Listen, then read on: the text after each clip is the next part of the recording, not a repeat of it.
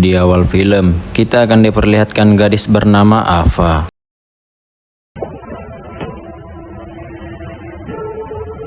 Ava yang baru tiba dari luar kota datang untuk menghadiri pertunangan teman baiknya. Berpindah ke acara pertunangan Danika, kedatangan Ava disambut hangat oleh Danika. Di tengah perbincangan, Danika menanyakan Milo orang yang dekat dengan Ava. Dari kejauhan, dua orang pemuda menatap ke arah Ava dan Danika. Kita sebut saja Milo dan Teddy.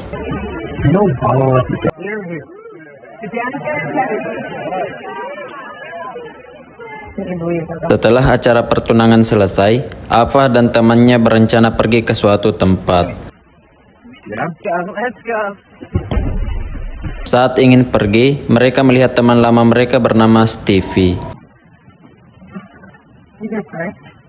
Kemudian mengajaknya ikut bersama mereka. Mereka pun berhenti di jalan sepi sambil menikmati kebersamaan yang sudah lama tidak mereka rasakan. Teddy yang kurang kerjaan pun berdiri tepat di tengah jalan sambil menunggu kendaraan yang lewat. Alhasil, Teddy nyaris saja tertabrak mobil. Beruntungnya, ada Milo yang menolongnya. Tak lama, ada kendaraan kedua yang lewat. Beruntung, sopir tidak menabrak Teddy. Namun naas, sopir itu menabrak pembatas jalan dan terjatuh ke dasar jurang. Teddy, Milo, dan Danika berencana meninggalkan TKP sebelum polisi datang. Ava yang masih punya perasaan dan hati nurani pun masih terus membujuk teman-temannya untuk pergi mengecek kondisi sopir yang dirasanya masih bisa diselamatkan. Mereka pun sepakat bersama-sama melaporkan kejadian tersebut ke kantor polisi. Dikiranya akan melapor ke kantor polisi, Teddy menyarankan untuk merahasiakan kejadian itu dikarenakan tak ada orang lain yang melihat kejadian itu. Sehingga membuat Ava kecewa dengan keputusan temannya dan memilih untuk meninggalkan mereka. Beberapa tahun berlalu, kini Ava mendapat telepon dari Danika yang meminta datang ke acara pentingnya. Ava pun langsung berangkat bersama dengan Tyler dan Milo.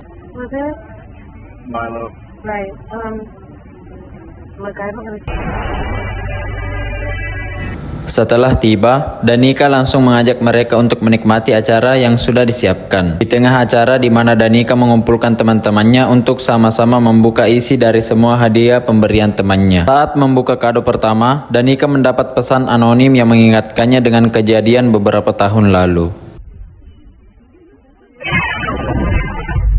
Danika pun langsung mengajak teman-teman dekatnya untuk melihat maksud dari pesan tersebut. Sempat heran karena hanya mereka berlima yang mengetahui kejadian tersebut.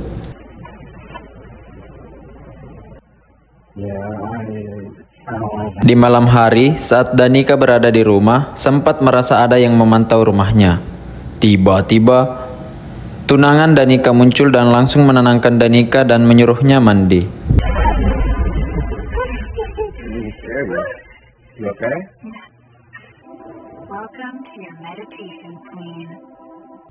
Saat tunangan Danika berada di dapur, dia merasa ada sesuatu di kolam renang.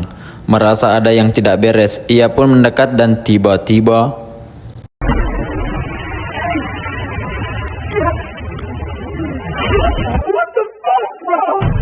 ada seseorang yang menyerangnya dengan busur mengenai tepat dada dan perutnya. Dan ternyata inilah dia sosok psikopat yang menterornya. Kita sebut saja Slater.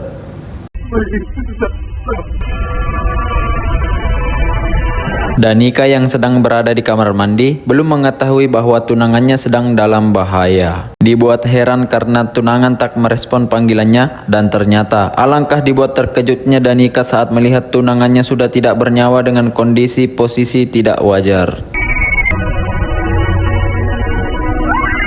Danika ditemani teman-temannya langsung melaporkan kejadian tersebut ke pihak berwajib. Masih dalam kondisi mental yang tidak stabil pasca kejadian tersebut sehingga Ava terus menenangkan Danika. Keesokan harinya, mereka semua berkumpul untuk membahas masalah yang sedang mereka alami. Ava yang menyadari bahwa Tyler, teman yang barusan ia kenal sewaktu di pesawat, adalah seorang yang suka mencari wawasan tentang Selector. Dirasa bisa memberikan petunjuk, Ava langsung menemui Tyler. Setelah berbincang, Ava dan Tyler pergi ke tempat di mana psikopat itu pernah membunuh korbannya. Mereka pun masuk ke dalam gedung dan mencari petunjuk yang bisa mereka dapatkan. Alangkah terkejutnya Ava saat melihat sosok berjubah hitam yang berdiri tepat di depannya. Ava yang mengira sedang dipermainkan oleh Tyler pun langsung menyuruh Tyler untuk tidak bermain-main. That's not funny. Ava langsung dibuat panik saat melihat Tyler muncul dari lantai 2 yang ternyata sosok di depannya adalah psikopat. Terjadi perkelahian antara Ava dan psikopat. Beruntung, Ava mendapatkan pisau sehingga Ava melakukan perlawanan dan berhasil membuat psikopat itu terluka.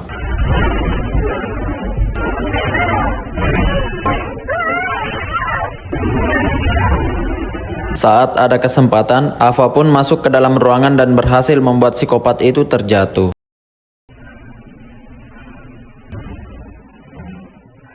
Dirasa sudah aman, Ava membuka pintu yang ternyata psikopat itu sudah menghilang. Disusul dengan munculnya Tyler, mereka pun berusaha mencari jalan keluar. Betapa sialnya Ava ketika terkena jebakan yang sudah dibuat oleh psikopat, yang ternyata belum meninggalkan mereka. Ava menyuruh Tyler untuk duluan saja dan mencari jalan keluar. Disusul dengan psikopat yang memilih mengejar Tyler yang dirasa akan kabur. Sempat dibuat tegang dengan serangan psikopat, Tyler akhirnya berhasil naik ke atas gedung.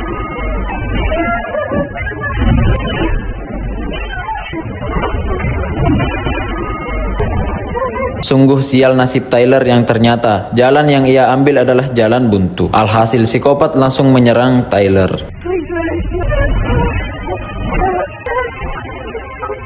Di sisi lain, Ava yang berhasil keluar dari kurungan langsung kabur dan meninggalkan gedung untuk mencari pertolongan. Tiba-tiba saja ada sosok tergantung di depan gedung yang ternyata itu adalah mayat Tyler. Sungguh sial nasib Tyler yang tewas di tangan psikopat dengan posisi tergantung. Di malam hari di saat polisi melakukan olah TKP, menyarankan kepada Ava untuk menghadiri pertemuan di balai kota untuk membahas tentang tragedi yang mereka alami. Berpindah ke seorang dosen kampus, kita sebut saja Julie. Julie adalah salah satu orang yang selamat dari tragedi beringas dari psikopat beberapa tahun yang lalu. Disusul dengan Ava yang mendatanginya. Ava yang langsung menanyakan tentang bagaimana cara Julie bisa lolos dari psikopat yang saat ini mengejarnya. Julie pun bertanya tentang apakah Ava pernah membuat masalah dengan orang terdekat psikopat. Benar saja, tragedi beberapa waktu yang lalu yang Ava dan kawan-kawan alami ada kaitannya dengan peristiwa yang saat ini mereka alami.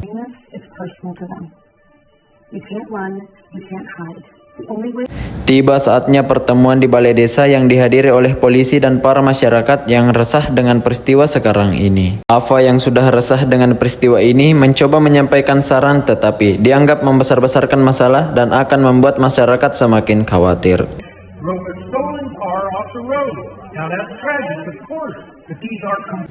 Tak lama, muncul seorang pria dari arah belakang, kita sebut saja Ray. Ray adalah mantan suami Julie yang berhasil selamat dari tragedi beberapa tahun yang lalu. Ia menyarankan agar kasus ini segera ditangani, ditakutkan akan lebih banyak lagi korban yang baru.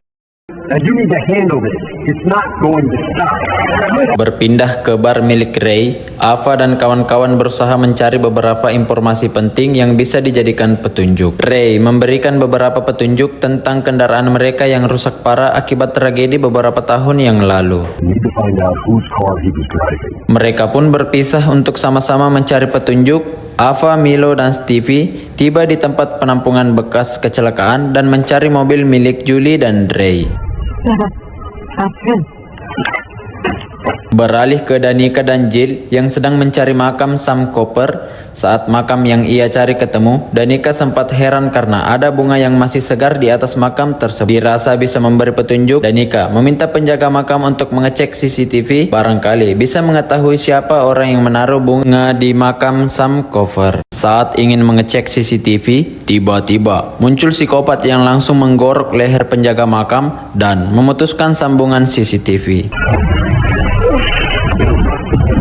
Danica yang belum mengetahui kalau penjaga makam itu sudah tewas, tiba-tiba muncul psikopat di belakang Danica dan langsung menyerangnya. Berhasil menghindar dari serangan psikopat, Danica langsung berlari dan masuk ke ruangan. Betapa sialnya Danica saat mengetahui ruangan itu tidak mempunyai jalan keluar, sehingga memilih untuk bersembunyi.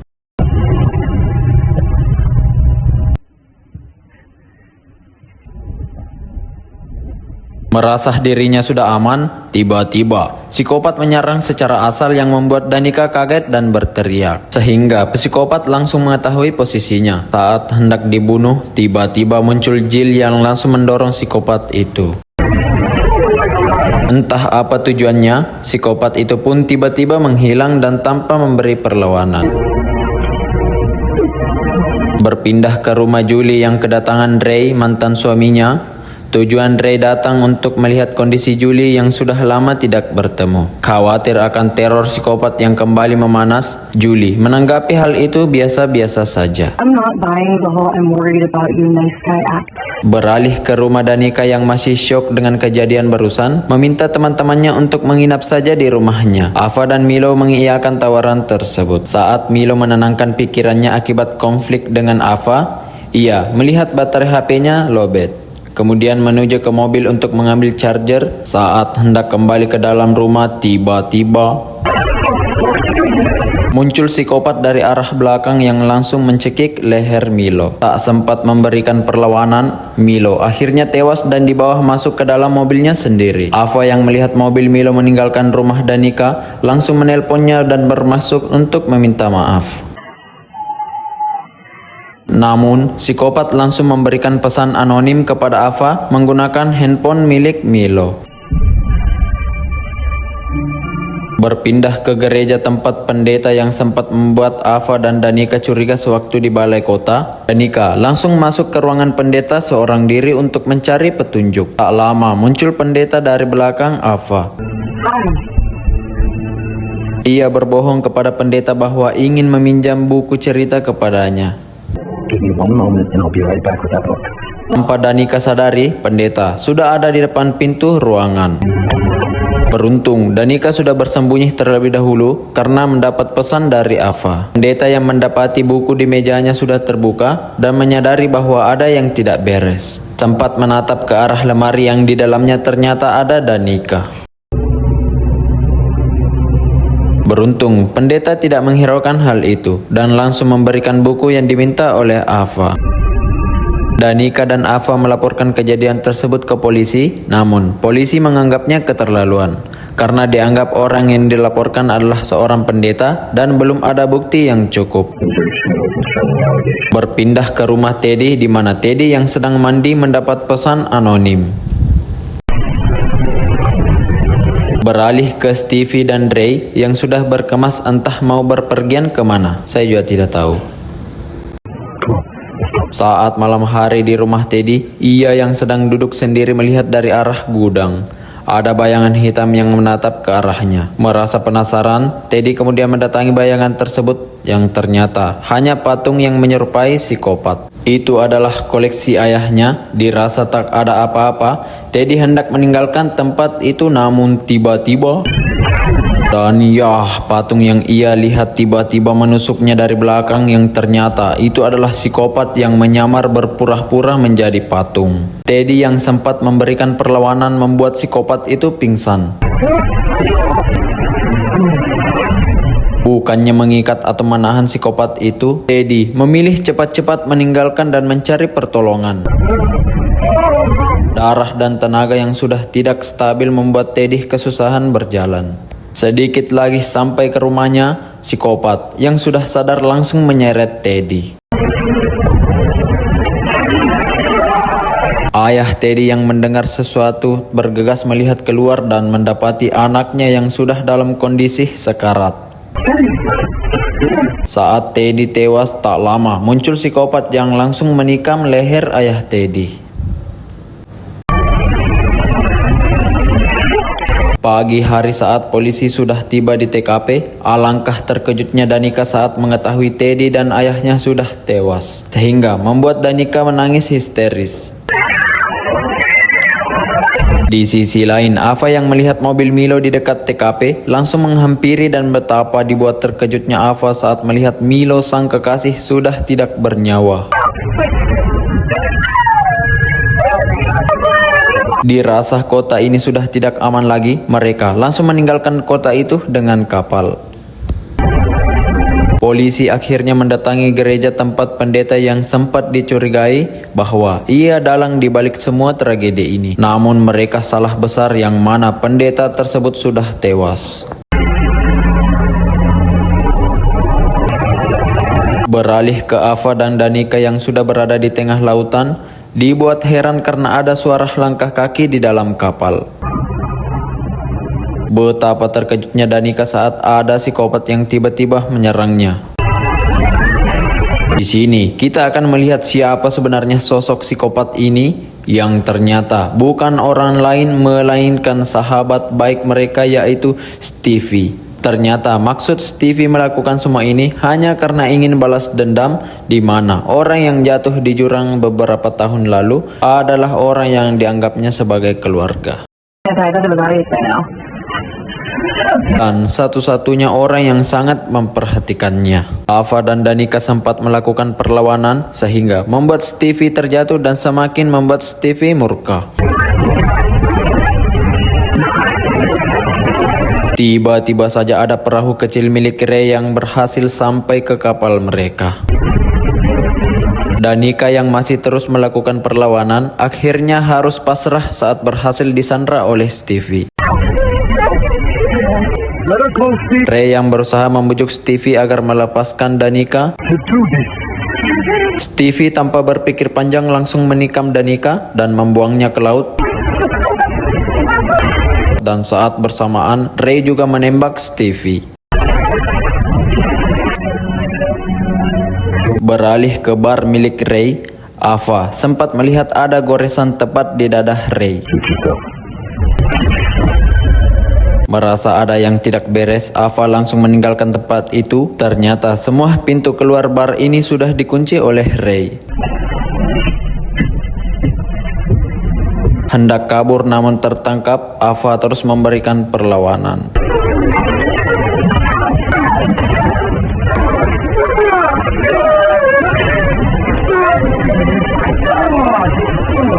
Tak lama muncul Julie dan melihat Ava dengan pisau yang sudah tertancap di punggungnya.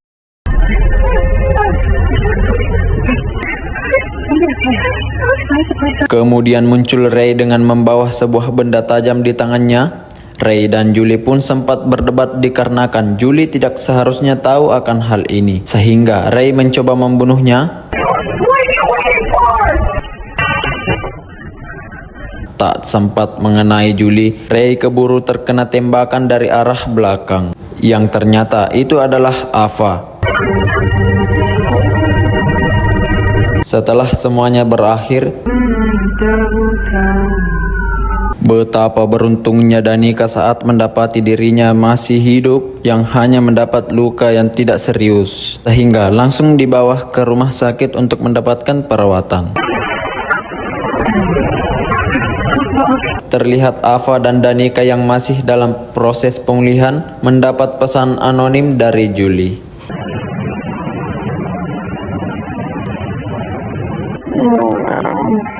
Tamat. Di akhir film kita akan diperlihatkan dengan Julie yang entah apa maksud dan tujuannya. Kita akan lihat di film selanjutnya.